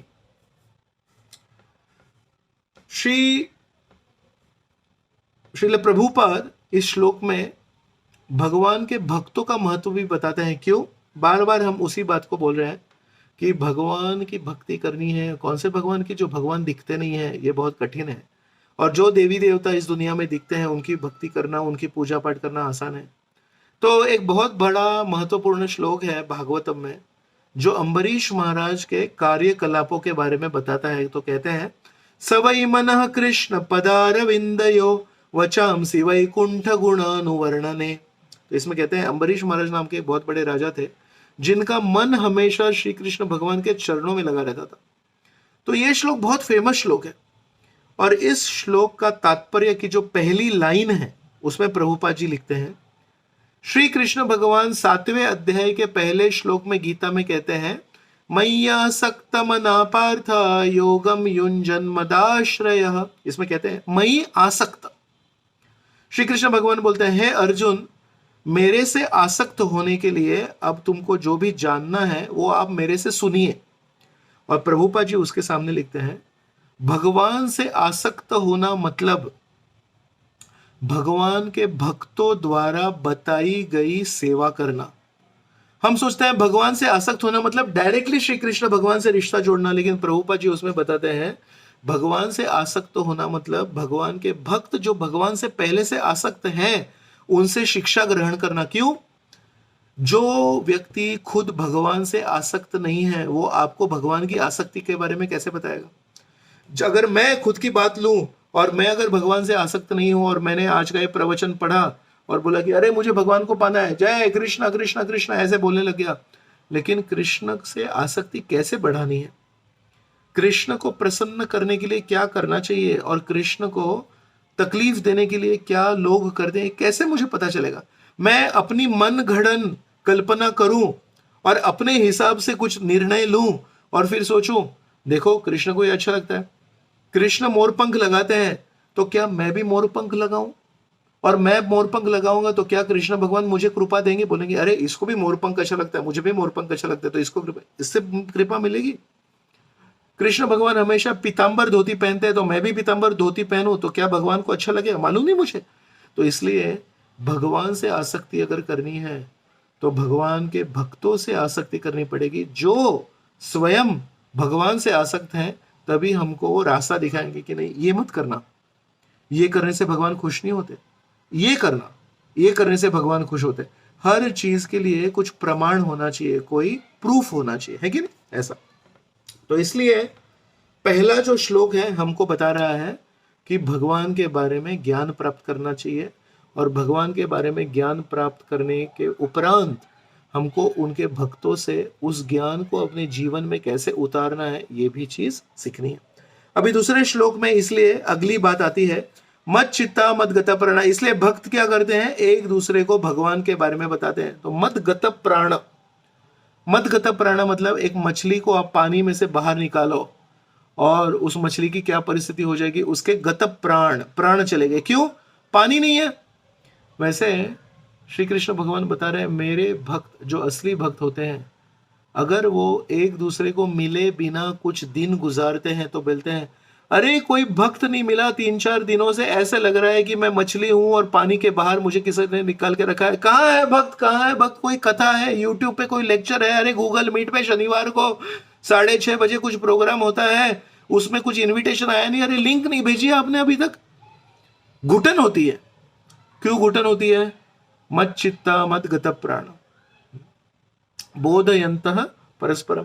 तो हमारे एक आचार्य हैं विश्वनाथ चक्रवर्ती ठाकुर, वो एक उपमा देते हैं, एनालॉजी देते हैं, बोलते हैं जैसे एक नव युवक लड़का एक नव युवती से बात करने के लिए हमेशा लालायित होता है, वो नेचुरल है उस उम्र में। वैसे कहते हैं भक्त लोग एक दूसरे से बात करने के लिए लालायित होते हैं। और चर्चा का विषय क्या होता है? श्री कृष्ण भगवान। श्री कृष्ण भगवान के बारे में हम चर्चा करेंगे। श्रीमद् भागवत में पहले स्कंद में अध्याय क्रमांक 5 में नारद मुनि, जो हम जानते हैं ना, नारद मुनि इतने बड़े भक्त हैं, हमेशा प्रचार करते रहते हैं, अपनी वीणा बजाते हैं। उनके पूर्व जन्म की कहानी बताइए कि वो नारद मुनि बने कैसे। हम सबको नारद मुनि के बारे में मालूम है, लेकिन ये नहीं मालूम कि नारद मुनि बने कैसे। नारद मुनि बहुत सारे भक्तों के परिणाम के कारण है, लेकिन नारद मुनि खुद भी परिणाम है, उनके कारण कौन है वो भी बताया। तो कहते हैं एक दासी पुत्र थे और चातुर्मास में 4 महीनों में कुछ साधु लोग थे, भक्ति वेदांत साधु लोग थे, वो एक जगह पे रुक जाते हैं, बरसात में प्रवास नहीं करते हैं। तो इस दासी के घर में रुके। दासी ने बोला, अरे हमारे घर पे ठहर जाइए, मैं आपकी सेवा करती हूँ, मेरा छोटा सा बच्चा है वो भी आपकी सेवा करेगा। 4 महीने ये साधु लोग उस दासी के घर में रुके और क्या करते थे? दिन भर एक दूसरे के साथ में कृष्ण कथा करते थे। और इस दासी का एक छोटा सा पुत्र था, बेटा था। तो दासी जब खाना बनाती थी तो अपने बेटे को बोलती थी, जाओ बेटा तुम इन साधुओं को खाना खिला के लाओ। तो ये बेटा जाके खाना रखता था, फिर वो प्लेट लेके आता था, जो भी सेवा करता था उनकी। 4 महीने इन साधुओं के बीच में ये छोटा सा बेटा, जिसकी उम्र 6 या 7 साल थी, ऐसे भी नहीं कि बहुत सयाना था, उसको समझ में कितना आया पता नहीं, लेकिन ये साधु लोग एक साथ अपने आप में जो भी कृष्ण कथा करते थे उसके कुछ बिंदु, सम ड्रॉप्स ऑफ दैट कृष्ण कथा fell on this small child, एक छोटे बच्चों के ऊपर गिरे। और ये छोटे बच्चे ने एक दिन सोचा, ये बड़े साधु लोग हैं, हमेशा कृष्ण के बारे में बात करते हैं, इनका महा प्रसाद मैं खाऊंगा। तो एक दिन उनके प्लेट में जो भी झूठा थोड़ा सा पड़ा होगा वो इस बच्चे ने खा लिया। इस बच्चे के मन में श्री कृष्ण भगवान के प्रति विशेष रुचि जागृत हो गई और ये बच्चा घर छोड़ के आगे चला गया। और इस बच्चे की जब मृत्यु हुई तो अगला शरीर उसको मिला नारद मुनि का। तो नारद मुनि हम सब जानते हैं और हमारे लिए पूजनीय है, लेकिन नारद मुनि कैसे बने? बहुत सारे साधु एक दूसरे के साथ कृष्ण कथा कर रहे थे और एक दूसरे के साथ कथा करके वो कथा में भाग लिए, सुने और उन साधुओं की उन्होंने सेवा की। तो वो आज हमारे बीच में नारद मुनि है, जो बहुत श्रेष्ठ प्रचारक है। एक बार रशिया में हमारे जो इस्कॉन है उसका एक मंदिर था और उसमें बहुत सारे तकलीफें आ रहे थे। तो वहाँ के जो सन्यासी हैं, उस सन्यासी ने एक मैनेजमेंट कंसल्टेंट को बुलाया। ऐसे बाहर की दुनिया में बहुत सारे बड़े बड़े मैनेजमेंट कंसल्टेंट होते हैं, उनको बुलाया और बोले, देखो हमारे मंदिर में, हमारी कम्युनिटी में बहुत सारी तकलीफें हैं, तो आप सुझाव दीजिए कि कैसे मैनेजमेंट किया जाए। तो उन्होंने बोला ठीक है। तो बोले, आपकी संस्था का मूल उद्देश्य क्या है? तो बोले, हमारे संस्था का उद्देश्य है, प्रभुपाद जी हमारे हमेशा बोलते थे कि हियरिंग एंड चैंटिंग, श्रवणम कीर्तनम। तो बोले ठीक है। फिर उन्होंने प्रभुपाद जी की किताबें पढ़ी, फिर भक्तों से बातचीत की, आपके जीवन में क्या समस्या है? तो फिर उन्होंने बोला, ये हुआ वो हुआ, इस भक्त ने मुझे ऐसे उल्टा जवाब दिया, मुझे दुख हुआ, ये हुआ वो हुआ, बहुत कुछ सुना है। तो 6 महीने उन्होंने प्रभुपाद जी की सारी किताबों का अभ्यास किया और कम्युनिटी में जितने भी बड़े बड़े इंपॉर्टेंट लोग थे सबसे चर्चा की। और ये सब करने के बाद में वहाँ के जो लीडर थे उनको ये मैनेजमेंट कंसल्टेंट बोलते हैं, मुझे आपके कम्युनिटी के सारे समस्या का हल मालूम है, मैं आपको बताऊं? बोले हाँ बताइए। अभी उनको लगा कुछ बड़ा प्लान देंगे, स्टेप 1, स्टेप 2, स्टेप 3, स्टेप 4। उन्होंने बताया, आपकी कम्युनिटी में श्रवणम कीर्तनम के ऊपर एम्फसिस नहीं है। आपके जो फाउंडर आचार्य हैं श्रील प्रभुपाद जी ने, उन्होंने इतनी सारी किताबें दी हैं, वो किसके लिए दी है? आप लोग अपने खुद के फाउंडर आचार्य की किताबें नहीं पढ़ रहे हैं, उसमें उन्होंने कृष्ण के बारे में इतना ज्ञान दिया है, वो पढ़ नहीं रहे हैं। फिर बतियाने के लिए बहुत सारे दूसरे विषय हो जाते हैं। इस भक्त ने ऐसे क्यों किया, उस भक्त ने ऐसे क्यों किया, ये भक्त अपने आप को क्या समझता है, ये भक्त खुद को बहुत स्मार्ट समझता है। तो बोले आपके जो फाउंडर हैं उन्होंने इस संस्था को स्थापित किया कृष्ण के बारे में बात करने के लिए, और अभी वो विषय छोड़ के आप एक दूसरे के बारे में बात करते हैं, तो आप सुखी कैसे होंगे? तो मेरे से एक ही राय है, आपके फाउंडर ने आपको जो भी लेक्चर दिए हैं, आपके फाउंडर ने आपको जो भी किताबें दी हैं, उसमें डूबिए, उसमें आप चर्चा कीजिए, तो आपके सारे प्रॉब्लम सॉल्व हो जाएंगे। तो ये सन्यासी बोलते हैं, देखो कैसा दुर्भाग्य है, बाहर के मैनेजमेंट कंसल्टेंट को हमको आके ये बताना पड़ा कि प्रभु माताजी थोड़ा श्रवणम कीर्तनम कीजिए, श्रवणम कीर्तनम से आप इन सारी भौतिक समस्याओं से ऊपर उठ सकते हैं। तो श्री कृष्ण भगवान हमको बोलते हैं, मत चित्ता मत गत प्राणा बोधयंत परस्परम कथयंतश्च माम नित्यम। सिर्फ संडे नहीं, सिर्फ सैटरडे नहीं, सिर्फ एकादशी नहीं, सिर्फ पूर्णिमा नहीं, नित्यम। इस दुनिया का नियम है, कोई भी चीज बीच बीच में आप कर सकते हैं, लेकिन कोई भी चीज एवरी डे करना कठिन होती है। अभी कुछ दिन पहले एक भक्त मुझे मिले, बोले प्रभु जी मैं मेरी फैमिली के साथ ना एक मंदिर में गया था, कोई और मंदिर में गया हो। बोले क्या उधर के लोगों का जोश था, क्या भजन गा रहे थे, क्या कर रहे थे, क्या कर रहे थे। तो मैंने बोला क्या था उस दिन? तो बोले नहीं, वो साल में एक दिन फेस्टिवल होता है उस मंदिर में, कोई और फेस्टिवल में, उसमें कर रहे थे। तो मैंने उनको बोला आप जो जप करते हैं, आप जो भी सेवा करते हैं, वो साल में एक दिन करते हैं कि रोज करते हैं? तो बोले क्या बोलूं प्रभु जी, रोज 16 माला करता हूं ना, ऐसे क्यों आप सवाल पूछ रहे हैं मेरे से? तो बोला प्रभु आपका चैलेंज ये नहीं है कि आप में उत्साह नहीं है, आपका चैलेंज ये है कि आप जो भी करते हैं वो हमको रोज करना है, हरि नाम रोज करना है, गीता का पाठ, गीता की पढ़ाई रोज करनी है। साल में एक बार अगर हमको 16 माला करने को बोले, तो मैं तो बोलूं मैं हरे कृष्णा हरे, ऐसे जोर जोर से चिल्ला के मैं हरिनाम करने के लिए रेडी हूं, लेकिन वही हरिनाम जब रोज करना पड़ता है, चैलेंज नित्यम में है। इसलिए श्री कृष्ण भगवान हमको बोलते हैं कि इस दुनिया के दो ही नियम हैं, दुखालयम अशाश्वतम। एक कहते हैं कि इस दुनिया में दुख का घर है, और दूसरा बोलता है, अगर कोई बोले अरे क्या श्री कृष्ण भगवान आप बोल रहे हैं इस दुनिया में दुख का घर है, मेरे जीवन में तो सुख ही सुख है, तो भगवान बोलते हैं अशाश्वत है, 2 मिनट रुक जाओ, कल सुबह देखना कोई ना कोई दुख तुम्हारे जीवन में प्रवेश करेगा। तो इस दुनिया का नियम है अशाश्वतता। अशाश्वतता मतलब टेम्पररीनेस, एवरीथिंग इज टेम्पररी।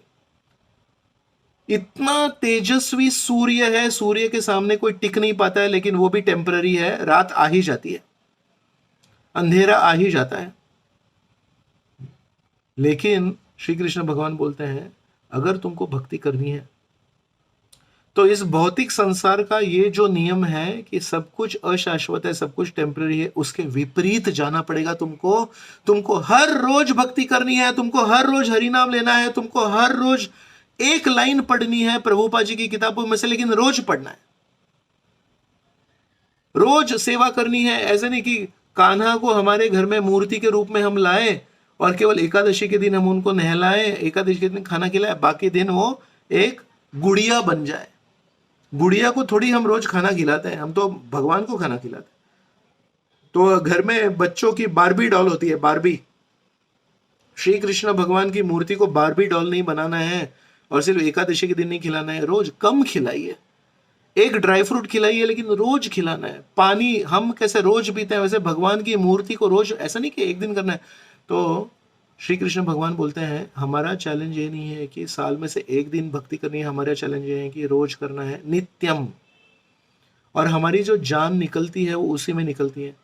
मैंने भी जब आश्रम ज्वाइन किया, ब्रह्मचर्य आश्रम, तो शुरुआत के दिनों में मैं देखता था कि एक छोटा सा लड़का आता था संडे के दिन, और क्या जप करता था, ऐसे एकदम सीधा बैठ के, 5-6 साल का बच्चा, हरे कृष्णा एकदम ऐसे पूरा ध्यान लगा के। तो मैंने मेरे काउंसलर को पूछा, मैं आश्रम में रहता हूँ, मैं ऐसा जपा नहीं करता, ये 7 साल का बच्चा जपा करता है। तो बोलता है मैं उसके पिताजी को जानता हूँ, वो केवल संडे को आके सबके सामने ऐसा जपा करता है, घर में कभी जपा नहीं करता है वो। तब समझ में आया कि कई बार हाथी के दिखाने के दांत कुछ और होते हैं और खाने के दांत कुछ और होते हैं। तो श्री कृष्ण भगवान बोलते हैं तुम्हारे भक्ति के दिखाने के दांत मुझे मत दिखाना, तुम रोज जिससे खाना चबाते हो वो दांत दिखाना मुझे।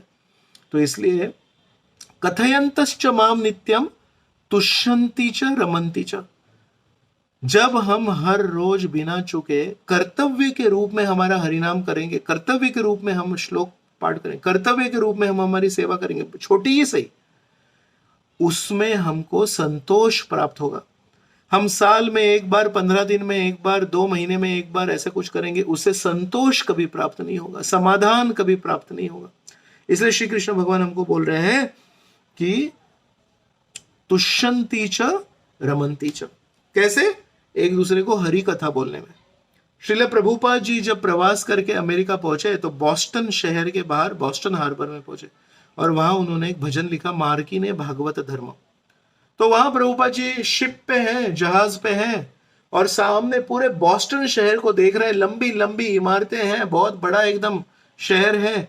और अपने मन में से एक उन्होंने प्रार्थना अर्पण की, कहते हैं हे श्री कृष्ण भगवान, आपने मुझे यहाँ लाया है, जरूर आपका कोई उद्देश्य होगा यहाँ पे लाने से, मुझे तो नहीं मालूम, लेकिन आपने अगर लाया है तो आप हमसे सेवा करवाना। उसमें एक बहुत अच्छी लाइन बोलते हैं रजस्तमो भवे ए सबाई आच्छन्न, वासुदेव कथा नहे से प्रसन्न।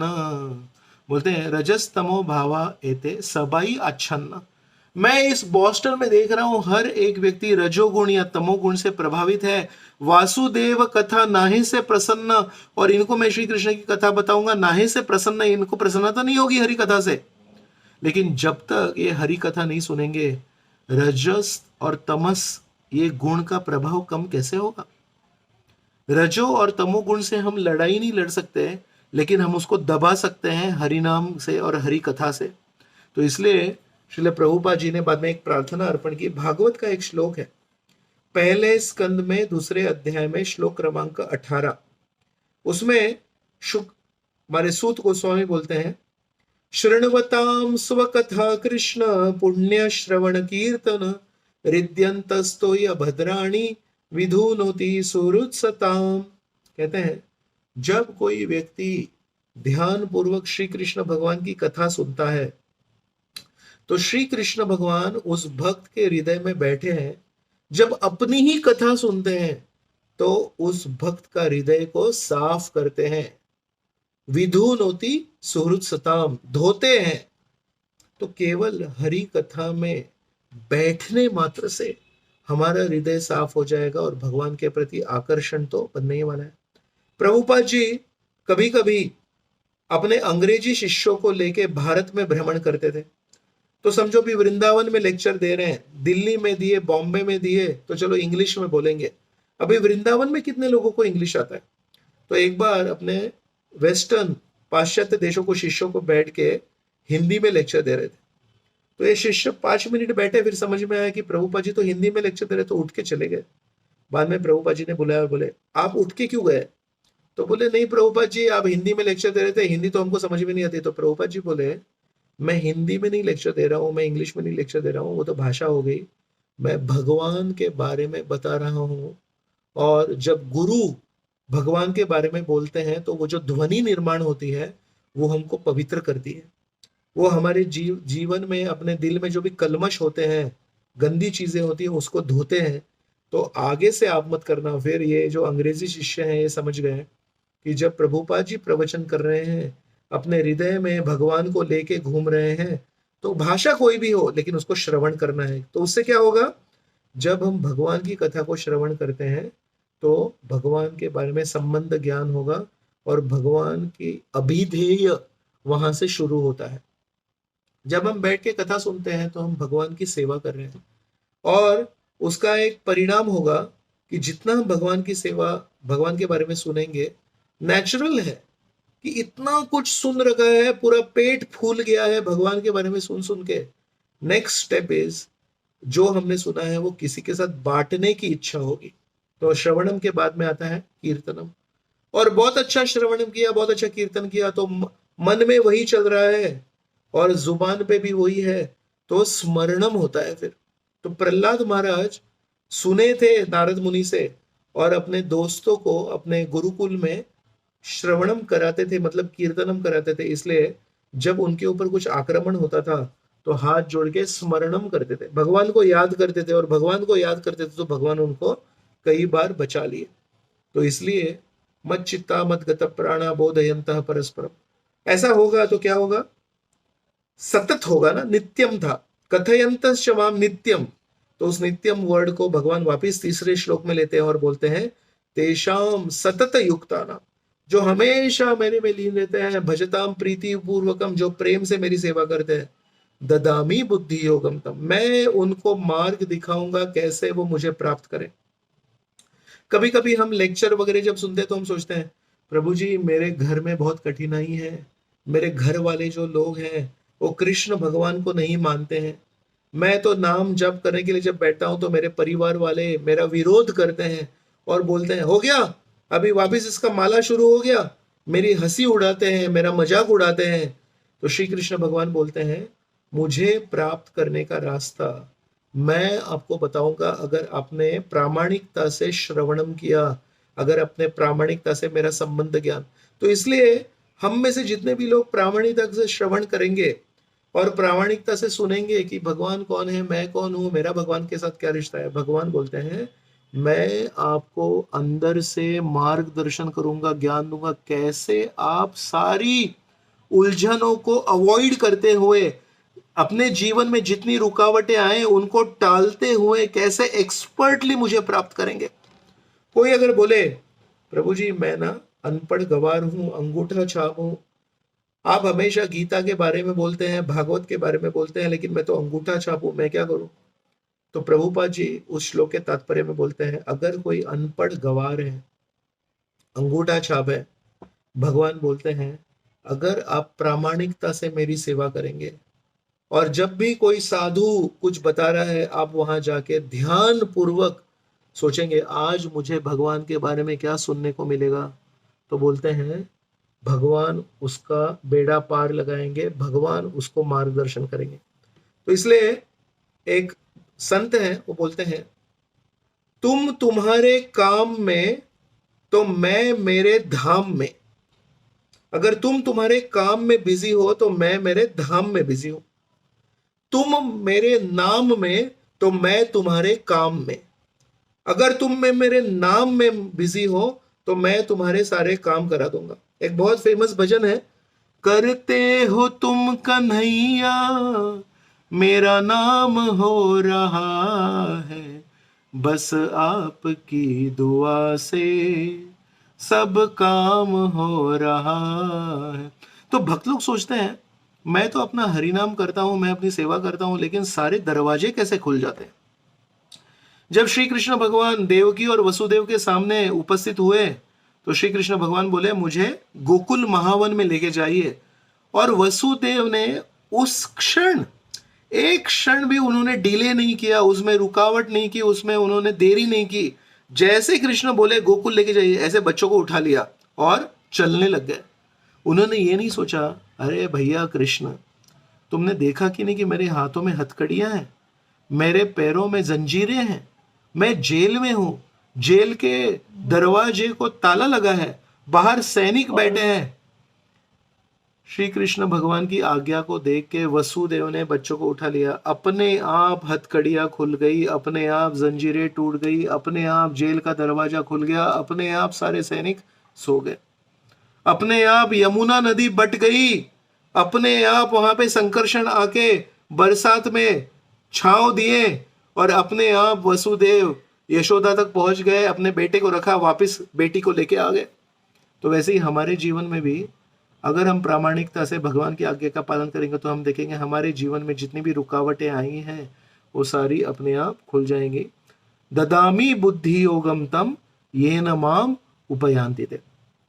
और फिर आखिरी श्लोक में श्री कृष्ण भगवान कहते हैं जो मेरे शुद्ध भक्त होते हैं, जो हमेशा मेरा चिंतन, तेषाम एव, एव मतलब ओनली, केवल उन लोगों के लिए, ये चौथा श्लोक है।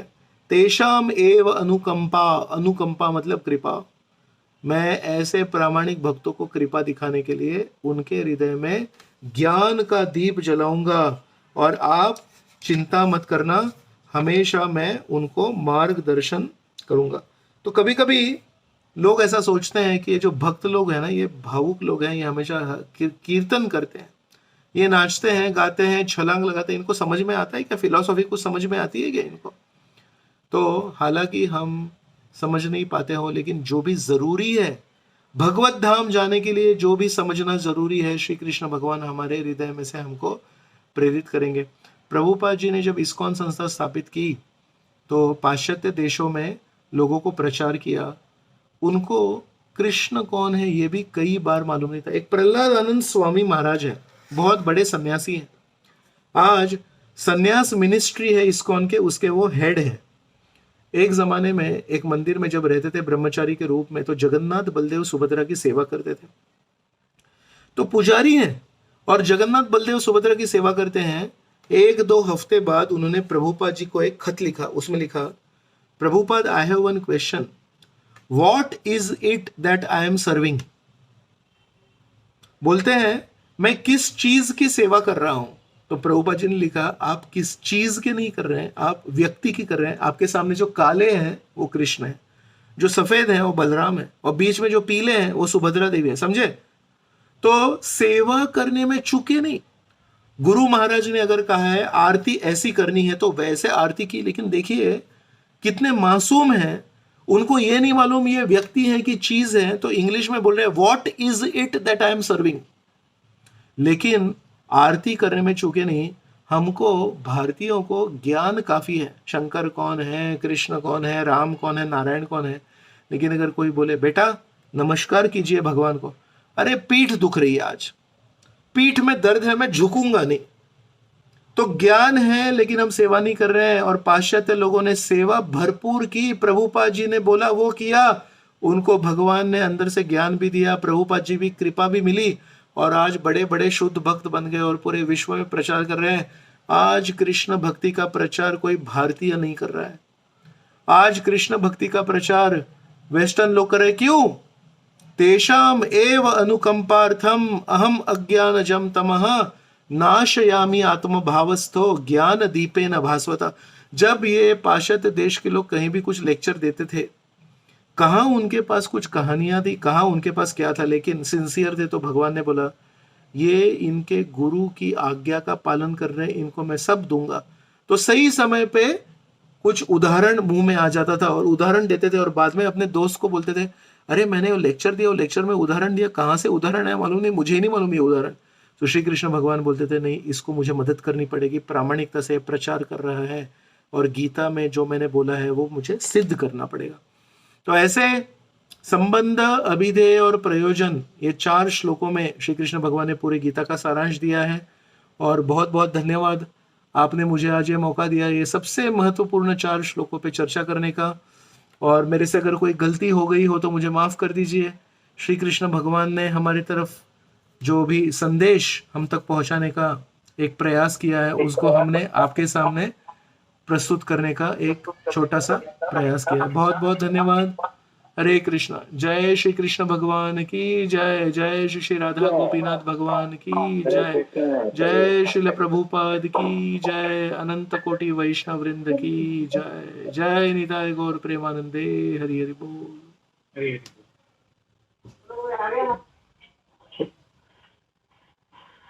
हरे कृष्णा। मेरे से रुका नहीं रहा,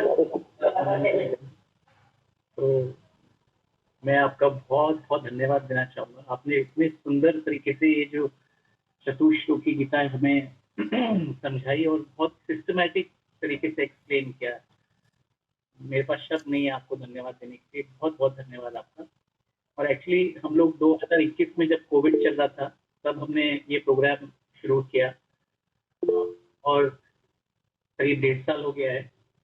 और I think everybody will agree कि पिछले 1.5 साल में हमने जो भी 10वें अध्याय तक पढ़ा है आपने इतने सुंदर तरीके से उसको आज वो समराइज किया और very grateful to you, thank you so much. Thank Gaurav you. जी, जपा के बारे में बताओ ना, जो सेशन तुम्हें देते हैं जपा के बारे में। नहीं, आज हम बस इसी पे रिस्ट्रिक्ट करेंगे कि आपने बहुत ही सुंदर तरीके से इसको समराइज किया। Thank you. Hare Krishna, Nityananda Prabhu. Thank you, thank you. Gaurav ने बताया